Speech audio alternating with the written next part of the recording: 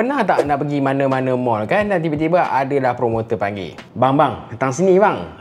Kita ada promo ni bang. Abang tengok phone ni, cantik tak? Phone ni kan bang, abang kena bayar 300 je. Tapi itu dululah bang. Sebab sekarang kalau abang masuk je postpaid, abang dapat free."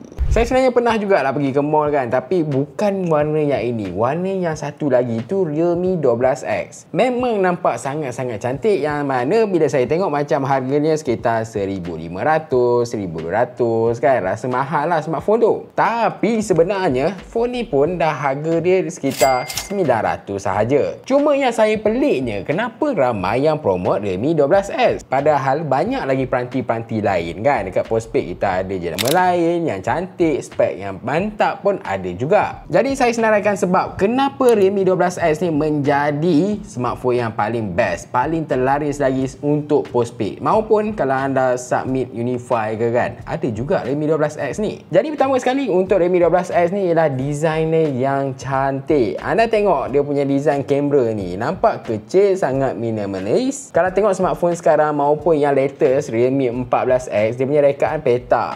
Kamera dia tak berapa cantik dah. Tapi yang 12X ni memang saya puji, dia punya rekaan kamera yang kecil kan, kenalah dengan body ratio dia.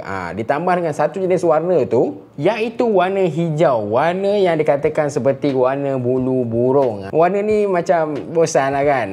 Anak tengok macam alah, warna hijau biasa je. Tapi yang warna hijau yang nampak macam bulu burung tu, memang dia punya warna tu agak striking kan. First tengok je memang nampak, wow, ini memang phone yang premium, phone yang nampak mewah. Disebabkan kecantikan tu lah, anda akan berminat dengan smartphone ni. Dan anda rasa macam, alah, smartphone lain macam design buruk je kan. Walaupun nampak spek padu tapi buruk je. Realme 12X lah kita sambar kan. Alah nak ambil package postpaid. Package postpaid tu pula anda mungkin dapat smartphone ni free, tapi kena bayar lah kan. Mungkin 2 tahun, bukan 2 bulan bukan 2 bulan. Dan alah kita nak bincang tentang kamera dia tu, saya boleh katakan tentang kamera dia nampak nice lah juga kan. Tak adalah yang biasa-biasa tu. Dia punya tangkapan tu, walaupun warna dia tu ataupun detail dia tu tak berapa nak cantik sangat, tapi dengan harga macam ni anda tak boleh expect lah. Walaupun mungkin lah ada jenama ataupun smartphone lain yang boleh katakan lebih berbaloi kan. Tapi postpaid, biasalah postpaid dia akan letakkan satu smartphone dengan harga yang agak tinggi, tapi spesifikasi dia yang nampak biasa-biasa macam tu lah. Tapi bagi saya, tangkapan ni macam anda tengok kat sini kan, nice ke tak nice? Bagi saya dah cukup nice kat sini. Dia dah cuba untuk tukar ataupun nak cuba perbaiki warna-warna yang anda dah tangkap. Dan saya juga suka dengan tangkapan malam dia. Tangkapan malam pun, walaupun kita katakan smartphone yang di bawah harga 1,000 lah kan, tapi tangkapan malam dia dengan dia eksploitasi dia punya cahaya tu kat sini kan, macam mana dia kawal dia kat sini, memang nampak nice lah kat sini. Mungkin lah fail sikit dekat portrait kan. Anda tangkap gambar portrait tu nampak macam ada certain bahagian dia blur juga kan. Tapi itu bagi saya bukan sesuatu yang nampak kritikal sangat lah. Harga macam ni, dapat kamera macam ni dah cukup okey. Kamera depan dia pun cantik juga. Kamera depan ni bagi saya memuaskan lah untuk anda selfie kan. Kalau anda yang pernah pakai tu, apa kata anda, komen sikit macam mana kamera dia. Saya nak kata puas hati sangat tu tak adalah, tapi setakat apa yang anda bayar dengan package postpaid dapatkan phone ni, bagi saya okey lah untuk kamera. Jadi inilah contoh rakaman kalau sambil saya berjalan, anda boleh tengok lah okey ataupun tidak kat sini kan. Kualiti audio dia macam mana kat sini. Kawasan ni agak berangin sikit kat sini kan. Kualiti dia bagi saya, kalau apa yang saya nampak, dia macam kurang sikit lah kualiti dia, tapi still better lah kan, bawah 1,000. Apa pendapat anda?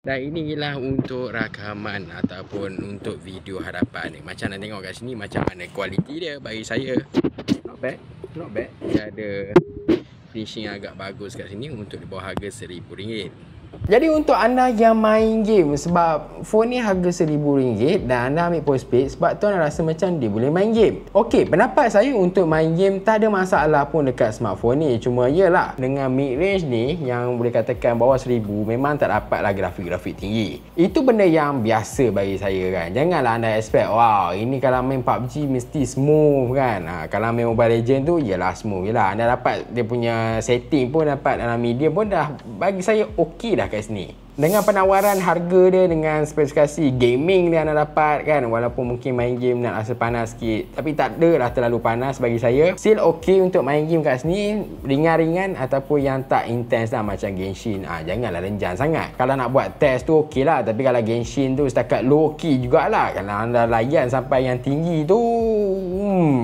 apa sebab lain anda akan dapatkan Realme 12S ni sebagai plan postpaid anda? Okey, yang lain saya rasa tentang 5G dia lah. Sebab kebanyakan phone 5G kan, kalau anda tengok sekarang ada je dengan harga yang boleh katakan murah, tapi nak dapat yang complete set dengan cantik, dengan kamera dia tu, iaitu yang susah. Dan antara smartphone yang paling menyelah sekali, Realme 12S lah kan. Ada 5G kot. Dan 5G dia boleh katakan memang nice kat sini lah. Untuk anda yang beginner kan, tapi ada kat KL, ada kat kawasan Selangor, ataupun mungkin kat kawasan bandar dekat negeri lain, 5G tu boleh katakan memang dia cover lah seluruh bandar tu kan. Jadi anda pakai lah smartphone macam ni memang ngam.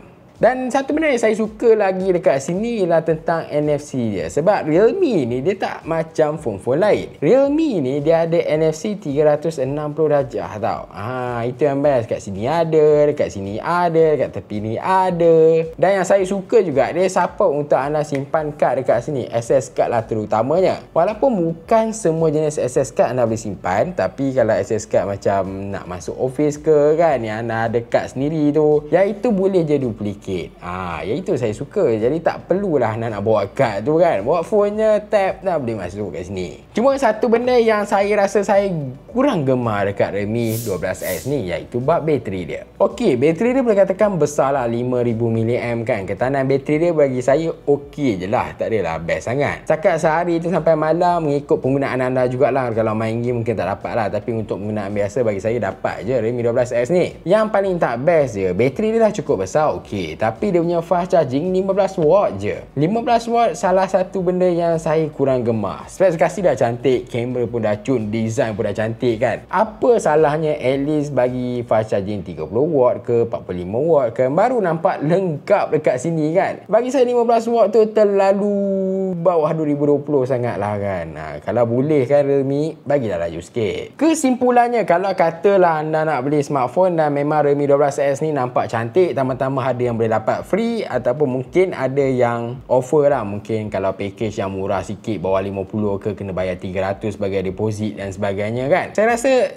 deal tu still lagi berbaloi tau. Sebab smartphone ni bukan sekadar cantik, tapi memenuhi segala kehendak di bawah harga RM1000 kan. Design cantik, 5G pun ada kat sini. Tidak nak pakai lagi 2-3 tahun tu okey lah kat sini kan. Selagi anda tak tergila-gila nak main game-game berat, game-game intens, okey je. Layan Facebook, WhatsApp, okey je. Nampak anda macam mana pula dengan Realme 12S? Ataupun anda rasa macam nak yang advance sikit lah, nak yang latest kan? Realme 14S lah. Anda boleh tonton video dekat channel saya. Jadi kalau anda rasa macam ada persoalan, ataupun anda rasa macam saya patut buat Realme 12S dengan Realme 14S, mana yang lebih better? Ataupun mungkin lah Realme 12S ke Realme 14S, patut ke upgrade kan? Apa kata anda tinggalkan komen anda kat bahagian bawah. Kalau ramai yang minta, mungkin saya dah buat. Jadi macam biasa, jangan lupa like, subscribe dan share. Terima kasih. Jumpa lagi.